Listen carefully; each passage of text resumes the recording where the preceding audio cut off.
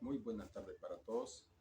Soy el alumno René Beltarifa Colodro, estudiante de la carrera de liderazgo pastoral de la Universidad Aquino Bolivia, cursando el quinto semestre con la materia Profetas Mayores a cargo del licenciado Johnny Lima Román.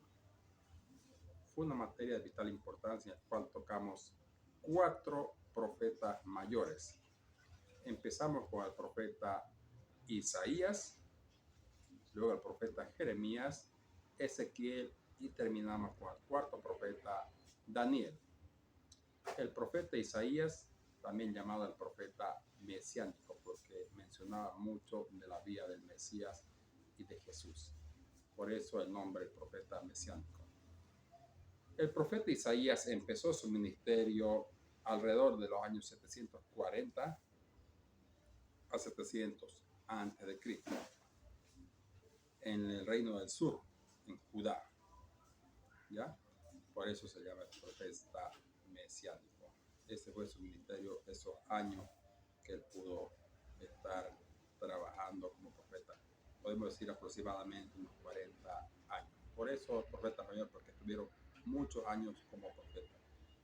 Luego también tenemos el profeta Jeremías, que también trabajó y estuvo igual sirviendo al Señor, y su ministerio también lo realizó. También lo conocemos al profeta Jeremías como el profeta Llorón, autor del libro de Jeremías y Lamentaciones.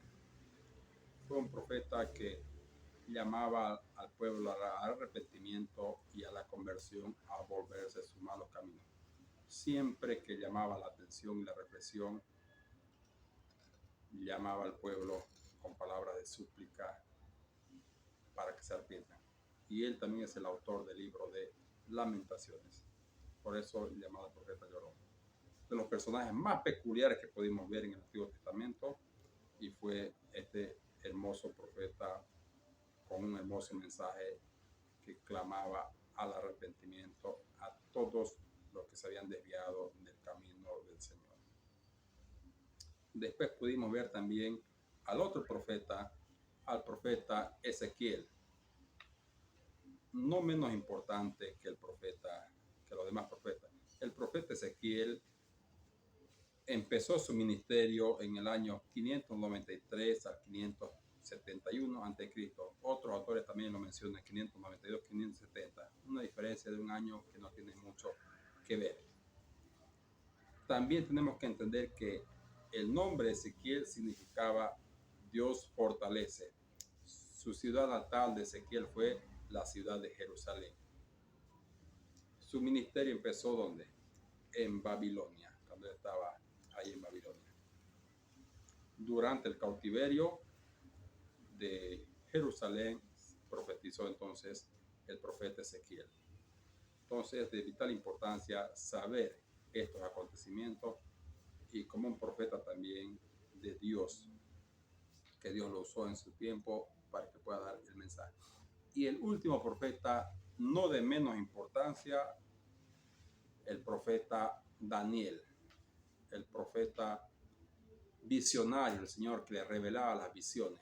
Por ejemplo, en este profeta podemos ver qué cosa, que Dios le reveló primero las letras en la pared, luego también le reveló la estatua que vio Nabucodonosor, y después también podemos hacer una comparación entre Daniel 2 y Daniel 7. En Daniel 2 el Señor le revela a Nabucodonosor la estatua que representaba lo mismo, y en Daniel 7 igual 4 bestias que significaban lo mismo. Por ejemplo, la estatua era la cabeza de oro, que significaba Babilonia, o era el león, y así sucesivamente. ¿Ya? Entonces, fue el profeta visionario, el profeta que revelaba sueños, que el Señor le dio el don de la interpretación de sueños y visiones. Fue un profeta joven, que es un ejemplo de enseñanza para nosotros.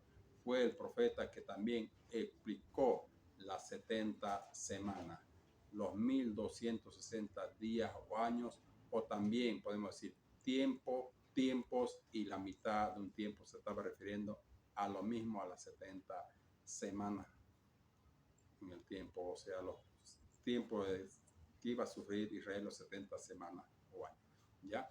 Pero ese periodo de tiempos fue desde el 538 hasta 1798. Fue un libro sellado. Muchos correrán de aquí para allá y la ciencia se aumentará, dice la palabra de Dios. Queremos agradecer a Dios, queremos agradecer a la universidad porque nos da la oportunidad y el privilegio de seguir aprendiendo de su santa palabra. Muchas bendiciones para todos.